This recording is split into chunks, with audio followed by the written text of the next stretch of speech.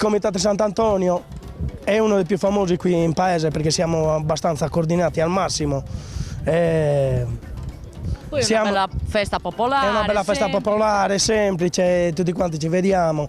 All'incirca una quindicina di giorni che lavoriamo tutti quanti insieme, sta iniziando nuovamente a nevicare, però non ci ferma neanche la neve a noi, anche per stasera. Ma se c'è la neve soprattutto ci mettiamo vicino al fuoco. Ci mettiamo vicino al fuoco e continuiamo a arrostire la nostra salsiccia, se ce ne rimarrà.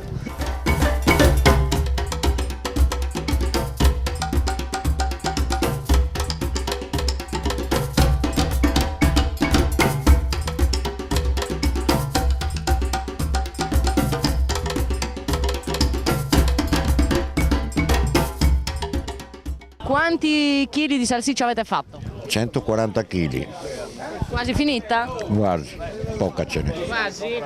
Ha cotto prima la salsiccia o prima le persone che stavano arrostendo la salsiccia? La salsiccia, gente seria, prima il lavoro, poi Il divertimento. direi io. Com'è andata? Ma sinceramente è andata benino.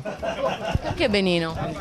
Benino perché ancora non è finita la serata. Capito mi hai?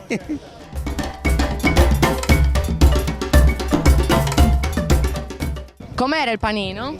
Non l'ho manco mangiato, E come no? non me l'hanno ancora dato. Lo deve chiedere, lo sa? Dove lo chiede? Qua di fronte. Questa televisione? Sì. La notte è profonda, eh? La notte è giovane. Sì, sicuramente.